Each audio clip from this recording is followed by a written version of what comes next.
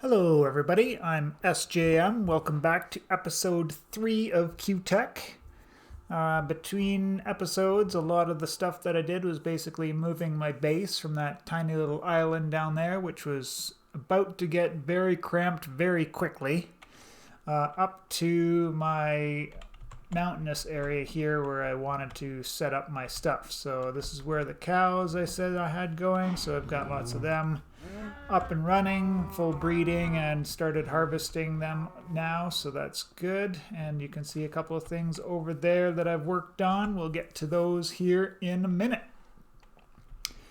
So in the advancements, the last time we left there, we had finished off getting our metallurgic infuser, and it took me a little bit of reacquainting myself to mechanism because it's been quite a while since I've played with it, but getting into it and getting figured out. And then I wanted to head towards the ore doubling as quicker than anything else. And then there is a couple of methods for ore doubling that's available to us right away here. And then we need the alloyer, basic energy cube for power storage, and then going to the nether, and then this calculator thing, which I thought was a calculator mod, but it's not. It's a maths mod, I think.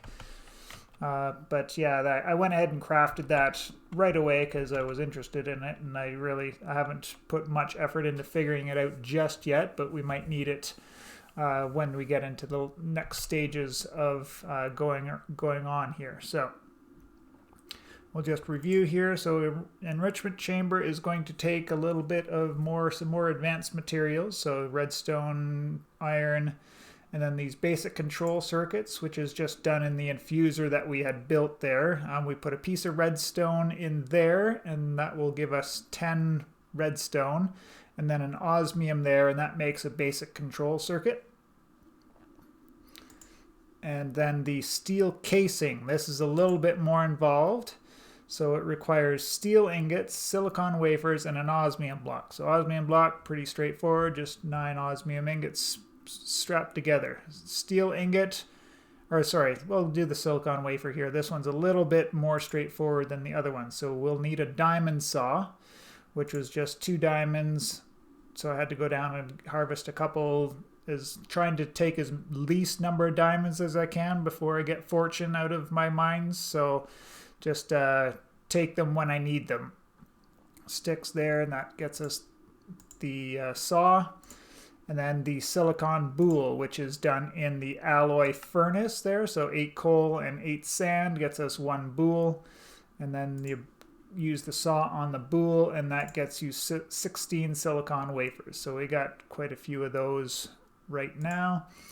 And then the steel, which is the little bit more of the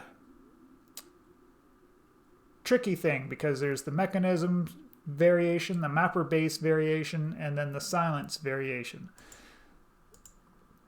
So in the silence one, we can see if we smelt up some steel dust, that'll get us the steel ingot. But then there's 2 different kinds here as well. We have to be careful that we choose the mechanism kind. And then that'll give us the route to get there. So we use coal on enriched iron to get us steel dust, and that's 10 carbon, and 1 piece of coal will get us 10 carbon, so that's pretty much straightforward. But how do we get this enriched iron? Again, that's done in the metallurgic infuser, just with more charcoal and iron. So it's basically throwing 2 pieces of charcoal into 1 piece of iron will get us steel as the roundabout's way, and then we just throw that steel dust into the blast furnace, and that gets us our steel ingot that we need to start making the steel casing. And the other thing that I had to do, well, the first thing that I did once I started looking at it all was getting us some way of power generation. So I looked at 2 different things, one which I had seen in another playthrough, which was a biogenerator. And this uses a biofuel to make RF, but to get biofuel you need a crusher first. So that was another step that I didn't quite want to go to, so I decided to go for a totally passive starter power generation there, so I went with the windmill. So that's just 3 osmium, this infused alloy, which is pretty simple. It's just redstone infused with some iron infused with some redstone in our infuser. And then the trickier one was then the basic control circuits, which we've seen. And then the little bit trickier one was the energy tablet, but not so much tricky because we just needed to have some gold and then more of these infused alloy. So pretty simple together. So before we got passive power generation here, the way you use your metallurgic infuser, you could just put redstone dust into this slot here and that will get you some power. And then you'll put your redstone dust or your coal or charcoal there, and then your iron there or whatever else you're looking to infuse there, and then you get your output there. But then once you get this hooked up to some passive power going, then you don't need to dump the redstone into it there, so that's going to start saving us on the resources, especially because I wanted to get my dank up to level 2, which will require a bunch of redstone blocks. So I kind of held off on that until I got my passive power generation going. There. So I've got most of the things put together here. Oh, I need 2 more basic control circuits to do what I want to do right now. So let's go get those done. Oh, and those were, totally forget, osmium and redstone.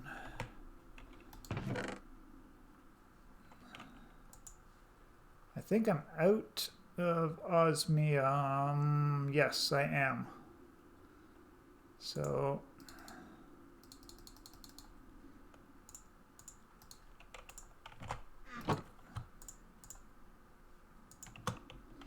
I was killing some planks that I had. So got that done.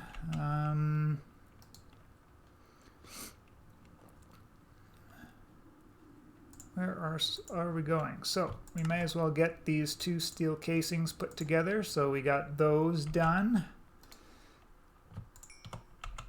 And we'll just grab a couple of redstone here.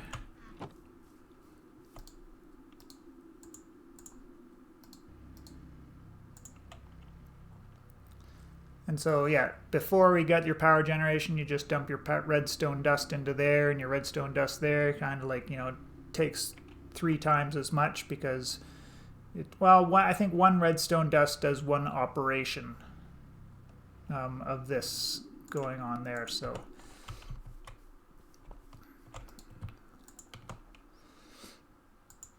all right, so alloy smelter or enrichment chamber is good to go.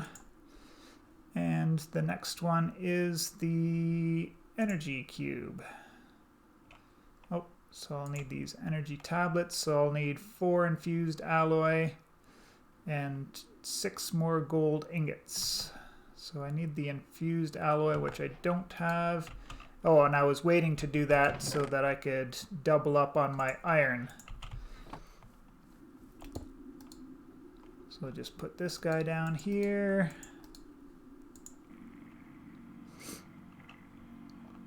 And then this will be able to get more than double. Oh, where did you guys come from? I thought I had all that blocked off. I must have left myself away over the wall on the other side there, so. I just kind of, because that's a little bit of a hill, you can see that back there, so I kind of just blocked that off so nothing could see me, just doing it as cheaply as possible for now.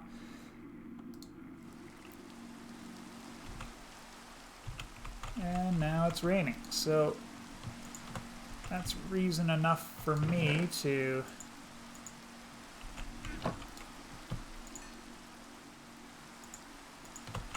go in here and sleep the rest of the night away.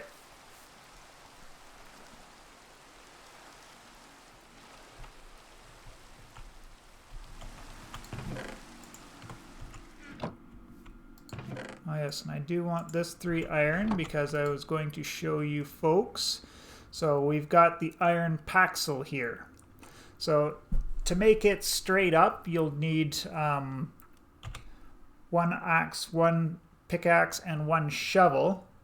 and you get 250 uses out of it, but that's really not so great. But the cool thing about it is that we can use broken tools in it.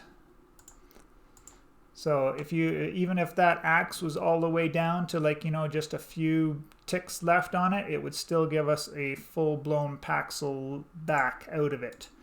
So I don't really have a lot of use for axe right now, so I just kind of steered away from it. But oh, we got the, so we needed, oh yeah.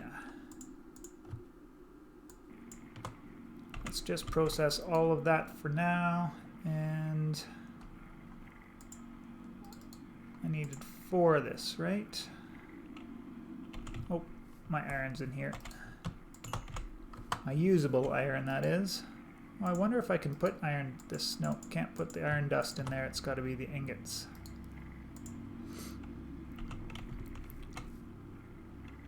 So we'll just get 4 of those infused alloys so that we can get the power storage one going. So let's see, did doing that open up anything? No, but then the next step will be getting our blueprint paper so that we can make the silence tools next, right?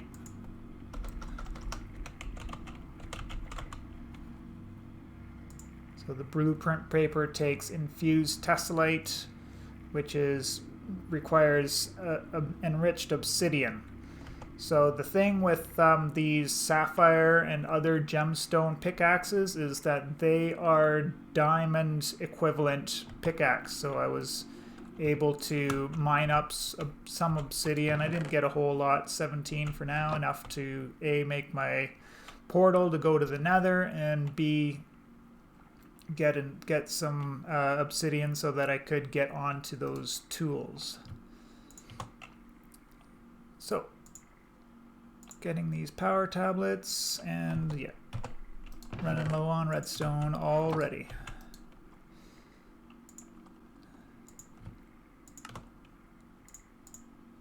And those don't stack.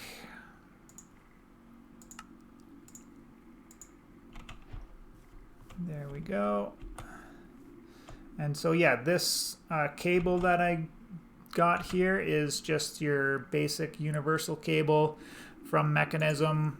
I had to make 2 more steel to get it, but then that gave me 8 out of it. That's the lowest tier of the Mechanism cabling that I could find there. So the other, I guess I touched on this earlier, the other way we can double our ore output is with the silence machine. So this is just bronze, aluminum, some smooth stone, and then the more involved thing here is the stone machine frame. Requires more smooth stone, this sapphire glass, and an elite control circuit. So the elite control circuit gets us into using diamonds in our infuser to infuse infused alloy to get that guy. So it kind of steered away from doing the silence crusher for now. But if we look at the uses on this here, it will take bismuth and give us 2 ore chunks out of it, and then we can take the ore chunks, put it back into the crusher again, and we'll get the dust plus a 10% chance at gold dust. So essentially this silence crusher will give us 2.2 times ore doubling, because we'll get the 10% chance of the second one on all of the different outputs that come out. But it was a little bit too involved for me to get into for now, so I've left the silence one alone. And then of course the alloy furnace here, it takes coal as energy. It doesn't take RF or FE, so we couldn't use it for doing that. Just pull a bunch of that out there before it overflows. Oh yes, and we'll just go and get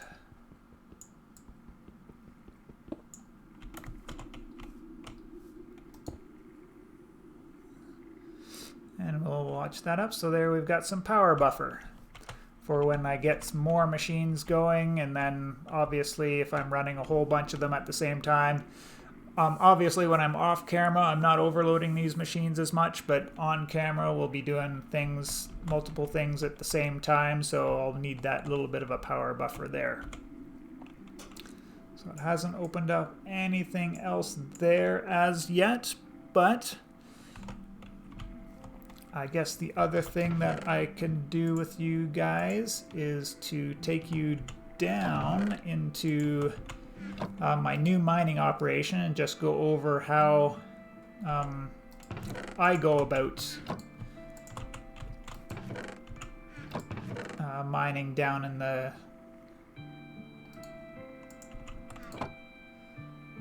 50, let's do 48 so I don't waste any coal. We'll throw this last guy down somewhere. There we go. Anywhere is fine.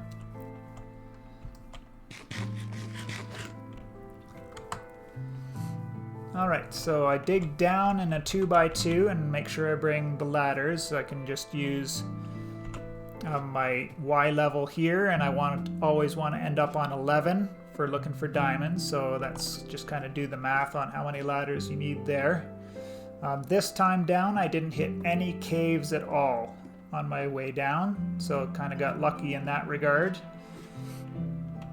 And then when I get down to the mine shaft, I know that I can dig 5 deep with my pickaxe, right? So I'll do 4 deep on this guy, and this is branch mining, so if you don't know what branch mining is, if you do, you could probably skip the rest of the episode because I'll just be going over branch mining and cave exploration in a minute here too. So I'll dig 4 in because and then I'll go 5 deep this way.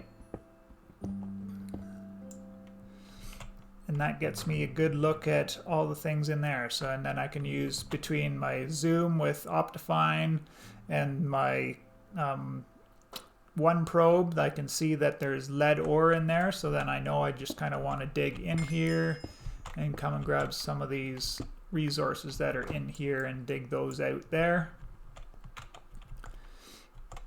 And then that gets me, see, I dug in 5 deep, 1, 2, 3, 4, 5, and then I looked at this one. So then the same thing will go on this side over here. And I always put my torches down on my junctions. And the great thing about having the Paxil is I don't need to change to a shovel when I hit gravel or dirt when I'm going through these digs here. So then I dig all the way in. That'll dig us 5 in. So now I've looked at a whole bunch of different things. Now I didn't see what's on this one here. So I am losing perfect information, but the chances are if I see if there is a vein of some sort of mineral, so if there's copper or iron or diamond, it's very likely that it will be too wide in one direction. So I'll either have seen it on this side or I'll have seen it on this side here. And so that goes 1, 2, 3, 4, 5, and I'm looking at this one. This gives us a gap of 13 between each of these torches. And if I just put those torches on there, I know from experience that it lights it up almost exactly perfectly. I think there's one spawnable spot in the middle. So you may encounter mobs in there at some point or another, but it's not that likely. Now, cave exploration. So I always keep my torch in my offhand. Oh, this is what the Tessellate ore looks like. So when you're down mining and looking for that blue stuff, that's what that looks like. And we'll go into here and we'll just keep the torches on the right, so that when we know we're coming out, we can always keep when we're coming out, then the torches on the left is the way out. Now you can see up here, this actually just happens to be on the other side of Perfect. Another cave that I had explored from my initial exploration when I was on my, I had a similar setup going down from my island base there. So all these caves, they haven't been fully explored as yet, but I've gone through and lit up most of them, and you can see some of my branch mining here from my original mine, right? And this is my ladder up. And I forget where it is. But yeah, if we look at the mini-map up there, my zeros mini-map, you can see how the pattern goes. I haven't dug this one out a whole lot yet, but I just keep going this way. And then there's a pattern to it as well. So about 13 blocks gives us really good coverage. So 1, 2, 3, 4, 5, 6, 7, 8, 9, 10, 11, 12. Actually happens to be every third one in, right? Because if we go 4 at a time, then that gives us there, and that actually gives us perfect coverage in the side branches. So we should almost have 0 mob spawns at all, except in our main corridor. These are the diamonds that I alluded to earlier. I've just left them alone for now. We'll come and dig them out later when I've got some fortune going on. So I think, yeah, up there is an area that I haven't gone exploring into yet. So I just kind of have left that alone for now because it's going upwards and I want to find diamonds, so I kind of want to stay as low as possible, right? And where did I come from? Now that I think about it, I'm getting myself confused here.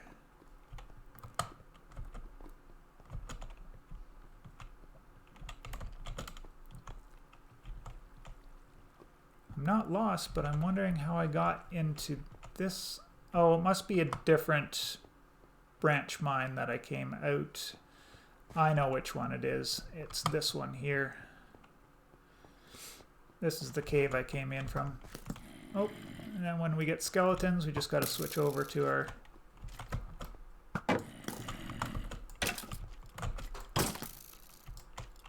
Ah!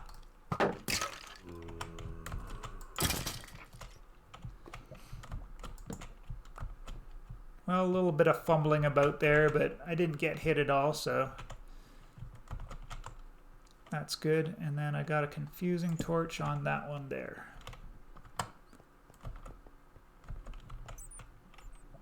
Okay, so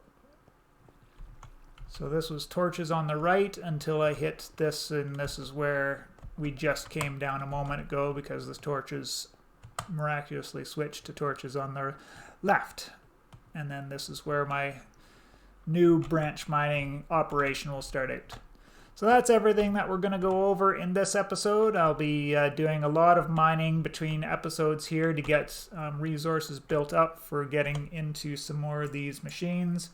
I was going to do the alloy smelter in this one, but we just kind of don't really need it just yet. I'll probably get it done between episodes, but it does require getting that silent stone machine frame going, which does require more diamonds. So unfortunately I can't stop dying to creepers. I got 3 deaths here. All of them are to creepers that snuck up behind me. 2 of them down here in the caves itself where I was just kind of mining away on things, and then all of a sudden, boom, you're dead. And then 1 was actually on my home island, which really surprised me and kind of ticked me off a little bit too, because I thought I was creeper proof there, but obviously not.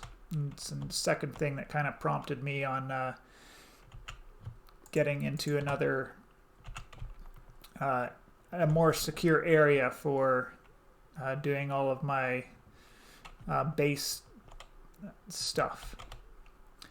Alright, so that's enough rambling for today. Hope you enjoyed. Thumbs up if you did, and comment if I had missed anything obvious. Appreciate you all, and we will see you in the next one.